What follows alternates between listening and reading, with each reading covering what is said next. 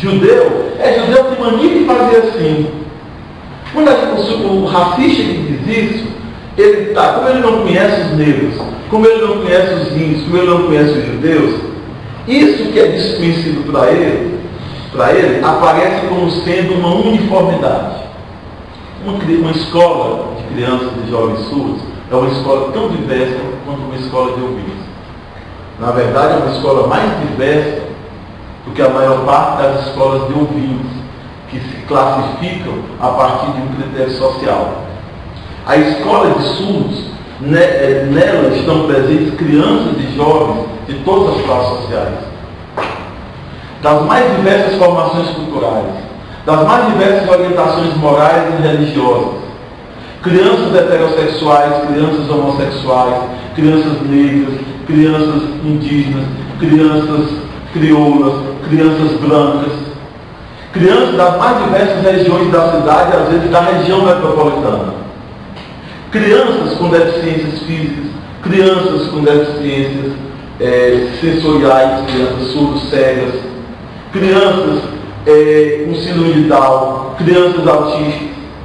Nas escolas bilíngues para surdos, cujo critério é a língua e não o critério econômico social, o critério médico da deficiência, nós encontramos a mais ampla diversidade de mundo.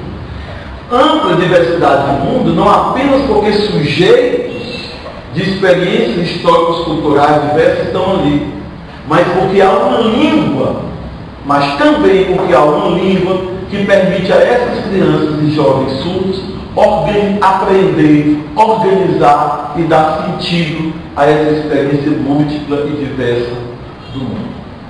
Portanto, concluindo de verdade agora, essas três questões que costumam se apresentar, eu responderia a elas da seguinte forma: a escola bilíngue para surdos não é uma escola especial, o critério dela não é médico, o critério dela é linguístico, cultural. Nesse sentido, o seu fundamento é o que manda constitucionalmente a Convenção dos Direitos das Pessoas com Deficiência. Segundo, a escola bilíngue para surdos é a escola que permite o acesso, o desenvolvimento, o enriquecimento da língua de sinais para crianças e para os jovens surdos. Nesse sentido, também realiza o que manda constitucionalmente a Convenção: a promoção da língua, da identidade linguística e da identidade cultural. Terceiro, devido à língua,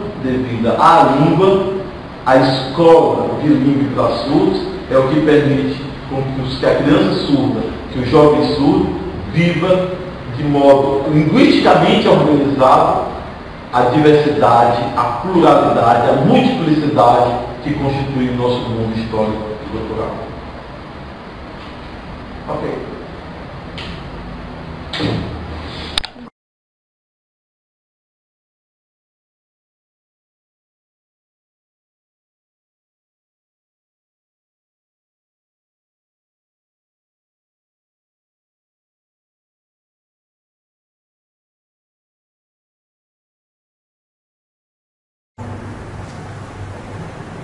Boa noite, eu me chamo Maura Corsini Lopes, sou pesquisadora do Grupo Interinstitucional de Pesquisa em Educação de Surdos, meu sinal é assim, e gostaria de contar um pouquinho para vocês as pesquisas que o grupo de pesquisa vem realizando.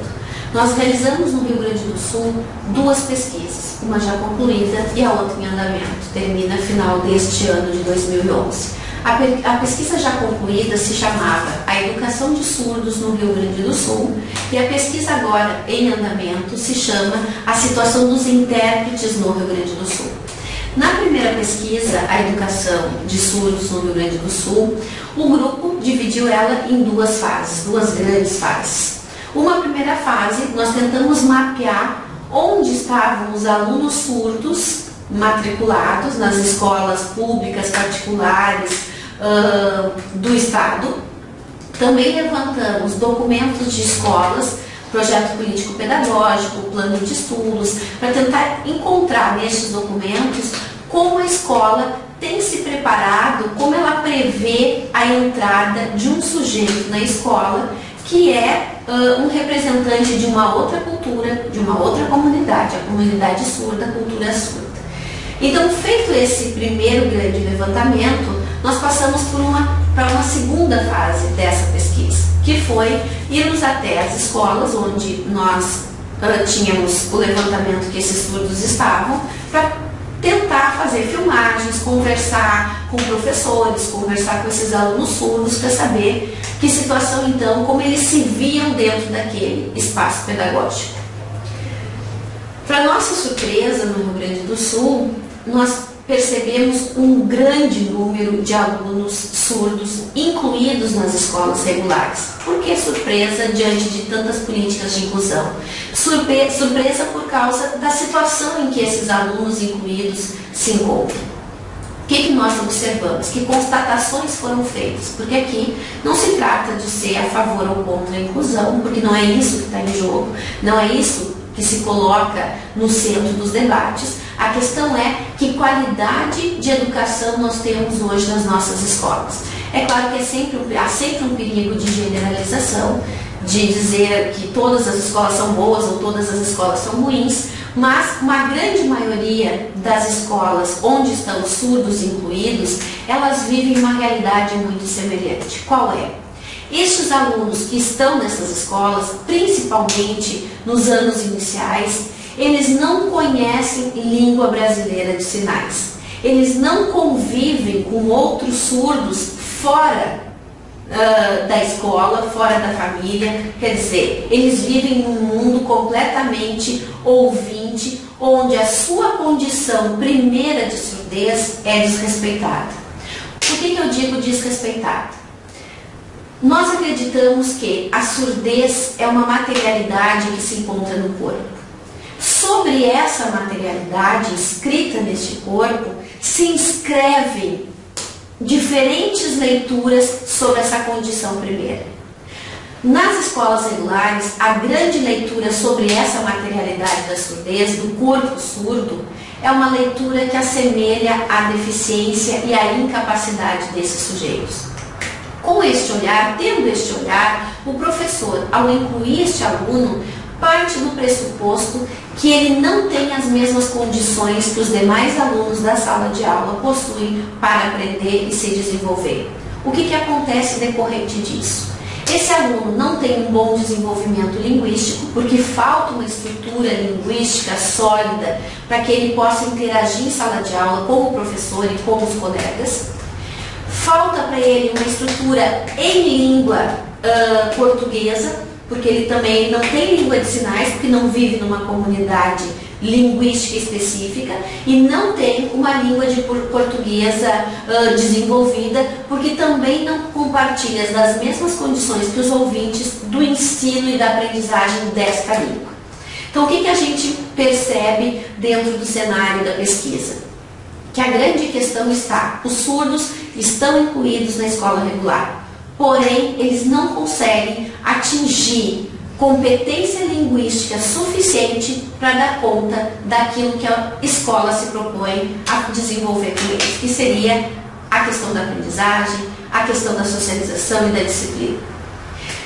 Se nós entendermos socialização simplesmente com estar junto com outros, essa dimensão ela pode ser dada conta dentro das políticas de inclusão, como nós assistimos hoje na escola de estudos. Porém, se estar na escola, se inclusão significa aprender com o outro, se desenvolver com o outro em condição de igualdade, então o debate muda um pouco o seu percurso. Quando nós falamos em inclusão, nós partimos do grande princípio da onde ele deriva, que é o princípio da educação para todos. Se defende esse princípio da educação para todos e uma educação com qualidade. O que significa isso? Significa que os surdos, tendo a língua brasileira de sinais reconhecida como língua oficial do país, não pode e não é um deficiente, mas sim um representante de um grupo cultural específico, o grupo e a comunidade surda, a cultura surda. Para poder falar em cultura, eu tenho que ter uma série de elementos que caracterizem uma cultura. Um deles, o desenvolvimento da língua. O outro, o uso do tempo, do espaço de uma forma específica. E o espaço surdo é utilizado de acordo com sua dimensão visual, quer dizer, com seu desenvolvimento visual, que vai dar toda a estrutura para sua, não só para a sua língua, mas para a sua forma de estar no mundo. Ele vive na relação com o mundo de uma forma visual. Então, só por aí nós temos vários organizadores, várias formas de tradução da cultura que estão colocadas nessa discussão e nessa análise da escola. Quando nós falamos que a inclusão de surdos tem que ultrapassar o estar junto na escola, tem que garantir o mergulho linguístico desse sujeito numa comunidade surda, nós não estamos defendendo uma guetização, nós não estamos defendendo a separação do surdo em relação aos outros. Mas nós estamos querendo garantir condição de igualdade de desenvolvimento. Se a língua brasileira de sinais é uma língua tanto quanto a língua portuguesa no nosso país, significa que eu também posso entender inclusão dentro de um espaço surdo onde os ouvintes vêm ser incluídos dentro dessa comunidade linguística, desta outra língua oficial do nosso país. Então se defende o que diante da situação muito precária, muito preocupante que nós encontramos dentro das escolas com as nossas pesquisas? Os professores se consideram incapazes de trabalhar com surdos. Incapazes não porque não possuem cursos de formação, mas porque desconhecem a cultura surda, desconhecem a língua brasileira de sinais. Alguns deles fizeram nas suas universidades uma formação de 30 horas ou de 60 horas, que está incluída nos cursos de licenciatura, e carecem de um mergulho linguístico maior. Como essas crianças, esses alunos não convivem com outros surdos, eles também não conseguem desenvolver uma identidade surda que não seja aquela marcada, atravessada, constituída pela deficiência. Então, nesse sentido que nós defendemos que a primeira escola para os surdos deve ser uma escola onde a língua brasileira de sinais seja a primeira língua para esse povo. E essa primeira língua, portanto, não é nenhuma outra língua que não seja uma outra língua oficial dentro do país. Quer dizer, não é uma escola especial que nós precisamos, não é uma escola para deficiente que nós queremos. Nós queremos uma escola bilíngue para surdos. Uma escola onde os surdos que trabalham nela possuem competência linguística em língua brasileira de sinais e competência linguística em língua portuguesa escrita. E os ouvintes que forem trabalhar nessa escola também possuam competência nas duas línguas, ou seja, na língua portuguesa e na língua brasileira de sinais. Isso para nós é extremamente importante porque vai garantir o ambiente linguístico nas duas línguas. Ou seja, a criança pequena que precisa de um espaço surdo para o seu desenvolvimento, ela vai estar mergulhada dentro de um contexto cultural, identitário, que ela carece fora daquele espaço escolar.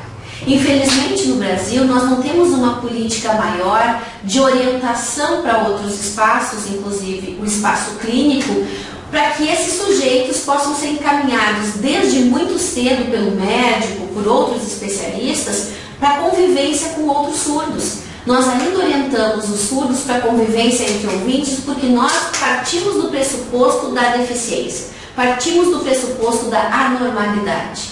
Se nós falamos de inclusão, se nós defendemos o princípio da escola para todos, que o GIP se filia, nós não podemos